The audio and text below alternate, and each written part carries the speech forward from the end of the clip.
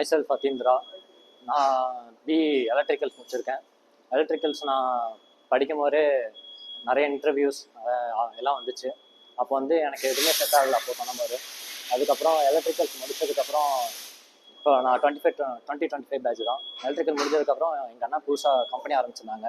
ஒரு 3 மிஷின்ஸ் போட்டிருக்காங்க சிஎன்சி. அது பார்க்கும்போது கொஞ்ச நாள் அங்கே போனேன். பார்த்து அதில் மிஷினிங்ஸில் கொஞ்சம் இன்ட்ரெஸ்ட் வந்துச்சு எனக்கு.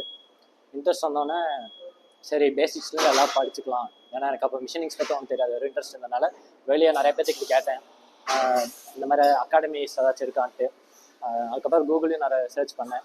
அப்போது ஒரு 2-3 பேர் வந்து சன்விடெக் ரெக்கமெண்ட் பண்ணாங்க.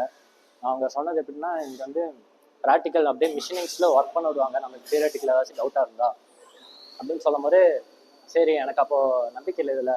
ஏன்னா நிறைய கம்பெனிஸில் மிஷினே நம்மளுக்கு நிறையா ஒரு 20 lakhs மேலே தான் எல்லாமே வரும். அதனால் அவ்வளோ சீக்கிரம் யாரையும் நம்ம கை போட மாட்டாங்க மிஷின்ஸில்.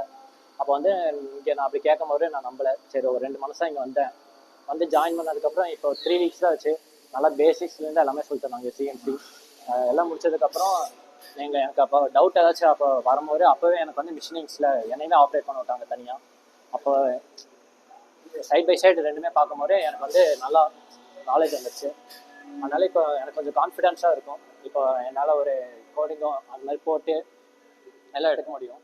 அதனால் தேங்க்ஸ் டு சன்விடெக் இந்த மாதிரி ஈஸியாக சொல்லிட்டேன்.